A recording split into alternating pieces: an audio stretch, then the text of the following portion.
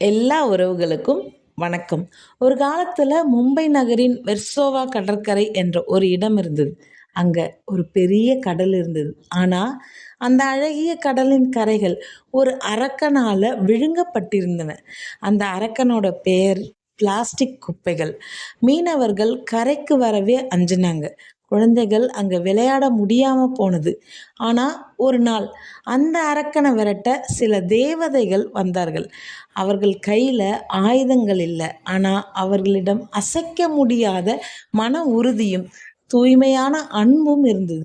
இது அப்சராஷாவின் மகளிர் குழுவின் கதை. வெர்சாசாவை மீட்டெடுத்த இரும்பு பெண்களின் கதை. வாங்க அந்த கதையை கேட்கலாம். 2015க்கு முன்னாடி வெர்சோவா ஒரு சோகமான இடமா இருந்தது.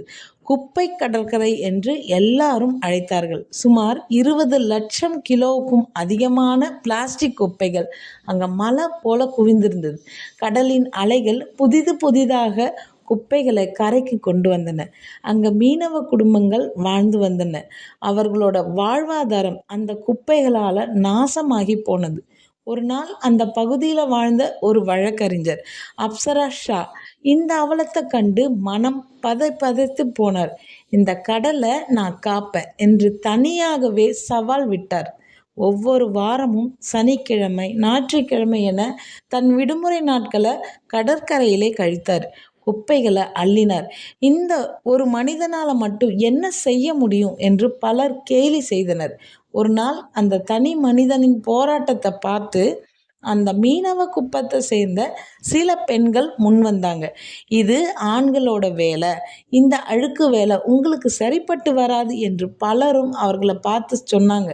சிலர் கேலி செஞ்சாங்க. ஆனால் இந்த தேவதைகள் தங்கள் குடும்ப வேலைகளை முடித்துவிட்டு கைகளில் கையுறைகளை அணிந்து கொண்டு கடற்கரைக்கு வந்தாங்க. அந்த பெண்கள் வெறும் குப்பைகளை மட்டும் அல்லல, பிளாஸ்டிக் பாட்டில்கள், செருப்புகள், அழுகிய மீன் கழிவுகள், ஏன் சில சமயம் ஊசிகள் கூட அங்கே கிடக்கும்.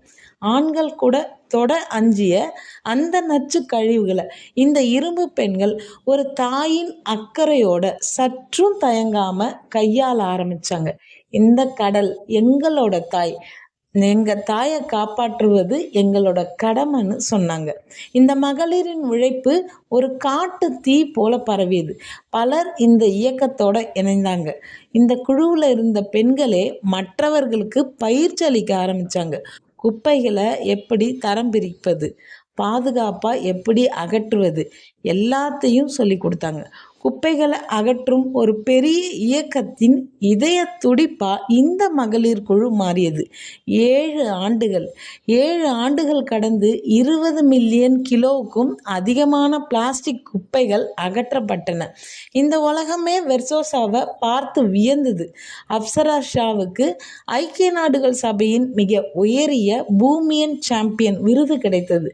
ஆனால் அந்த விருது அப்சரா ஷாவுக்கு மட்டும் இல்லை, அந்த மகத்தான வெற்றி இந்த மகளிரின் குழுவின் உழைப்பிற்கும் மன உறுதிக்கும் கிடைத்த அங்கீகாரம். இன்று வெர்சோசாவா ஒரு புதிய கடற்கரை. அங்க சுத்தமான காத்து, தெளிவான கடல் அலைகள், குழந்தைகள் அங்க மணல்ல ஓடி விளையாடுறாங்க.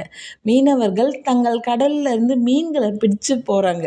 இந்த மாற்றம் வெறும் கடற்கரையில மட்டும் நிகழல, இந்த மகளிர் குழுவில் இருந்த ஒவ்வொரு பெண்ணோட மனதிலும் ஒரு மாற்றம் நிகழ்ந்திருக்கு. அவர்கள் வெறும் குப்பைகளை அல்லல, அவர்கள் நம்பிக்கையை அள்ளியிருக்காங்க. தங்கள் சமூகத்தின் மீதுள்ள மரியாதையை மீட்டெடுத்திருக்காங்க. பிளாஸ்டிக் போரின் இந்த தேவதைகள் நமக்கு சொல்லும் ஒரே கதை, ஒரு தாயின் மனம் நினைத்தால் எத்தகைய அரக்கனையும் வீழ்த்த முடியும். வெர்சோசாவின் இந்த தேவதைகளின் கதை உங்களை எப்படி ஊக்கப்படுத்தியது? சுற்றுச்சூழல் குறித்த உங்களது முயற்சி என்ன? கமெண்ட்ல பகிர்ந்துக்கோங்க. இது போன்ற சக்தி வாய்ந்த மற்றும் உத்வேகம் அளிக்கும் கதைகளை கேட்க எங்கள் சேனலை சப்ஸ்கிரைப் பண்ண மறந்துடாதீங்க. உங்களுடைய அன்பும் ஆதரவும் எங்களுடைய மிகப்பெரிய பலம். நன்றி, வணக்கம்.